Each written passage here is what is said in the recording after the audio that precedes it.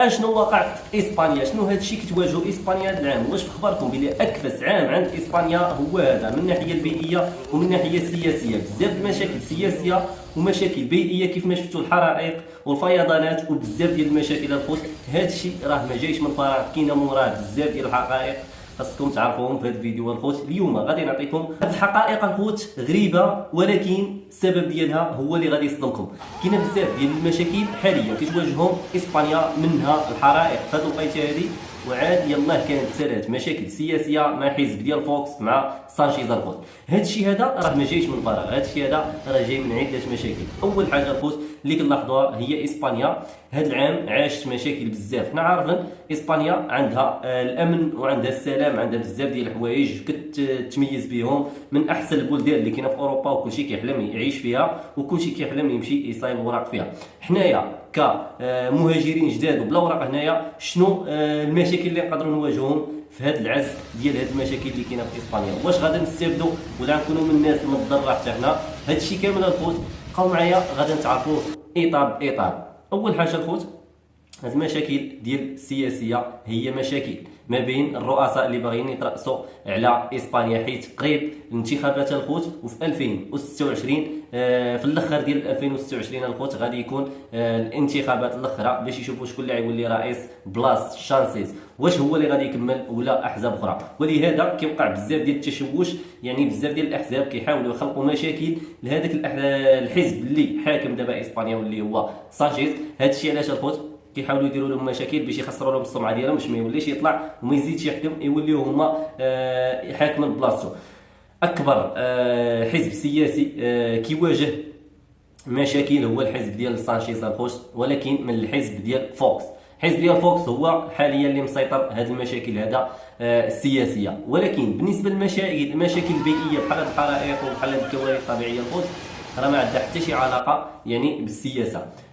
كاينه بزاف ديال الناس شدوهم وقفوهم لقاهم هما السبب ديال هذه الحرائق.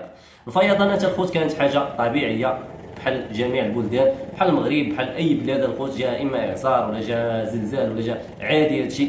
ولكن هذه الحرائق الخوت راها عندها علاقه باشخاص اللي شدوا بزاف ديال الاشخاص متورطين في هذه الحرائق هذا، ومنهم اشخاص كيقولوا الخوت على ما سمعنا كاين اللي افارقه، المهم ما نقولش الدوله اين هي، ولكن اغلبيتهم افارقه، ومنهم الرومانوس ومنهم خيطانوس. هاد الناس هادو اللي كيديروا هاد المشاكل هذه في اسبانيا ضروري عندهم واحد الهدف ديالهم الخوت ماشي هي يوسخوا السمعه ديال البلاد ديال اسبانيا، ولكن باش يوسخوا السمعه ديال المهاجرين، وتحاول اسبانيا تنقص من العدد ديال المهاجرين وتردهم لبلادهم. هاد المشاكل هادو الى اسبانيا مشات صايبت الاوراق للناس المهاجرين هنا راه ما يبقاش هاد المشاكل هادو الخوت. عاد تكونوا عارفين هاد الشيء. كاينه عده مشاكل كيواجههم المهاجرين هنا، بزاف ديال الحوايج كيواجههم. اكبر مشكل هو الخدمه الخوت. علاش؟ حيت دابا اسبانيا زيرت الخدمه على المهاجرين اللي ما كيقدروش يخدموا بلا اوراق، يعني اللي ما كيقدروش يخدموا. علاش؟ حيت كيعطيوهم بزاف ديال الصعوبات كالكونترول، ولا كيدور بزاف الخوت. كيمشي للفينكات ديال الفلاحه، كيمشي للشركات، كيمشي للريستورات، كيمشي لاي بلاصه تقدر تخدم فيها بلا اوراق. من قبل دابا ما تقدرش الخوت، ولهذا كاين مشكل ديال البطاله كبير، وعاد الناس طلعوا في الكرا ما بقاش الخوت، والثمن غلا ديال شهاده السكنه. المهم هاد المشاكل والضغوطات خلات المهاجرين يوقعوا في مشاكل كبيره، يبغيو يدبروا على راسهم باي طريقه.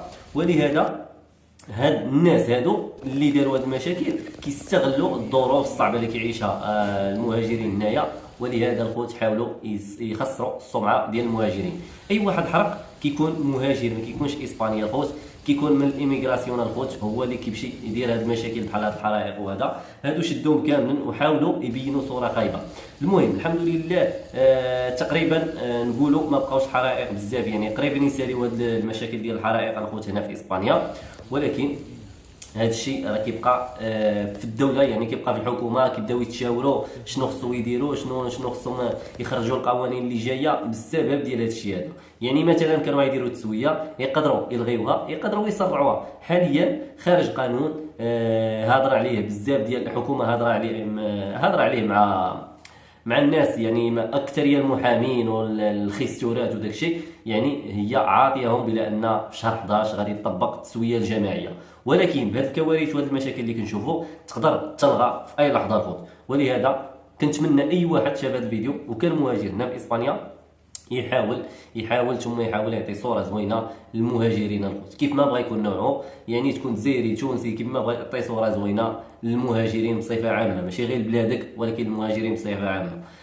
حاولوا تنسجموا، حاولوا تعلموا اللغه، حاولوا تهضروا مع الكوار، حاولوا تعطيو صوره زوينه تساعدوهم، اي حاجه لقيتي ما تساعد، ولكن ردوا البال من القاصرات الخوت. القاصرات هما اكبر مشكل كاين هنا في اسبانيا. تقدر تهمه وحده منا واخا ما تاديه ما حتى شي حاجه تقدر تديك للحبس، ولا ياخذوا لك الوراق ويعطيوك 5 سنين ما ديرش الوراق، ولا يطردوك ديريكت لبلادك الخوت. ردوا البال من هادشي.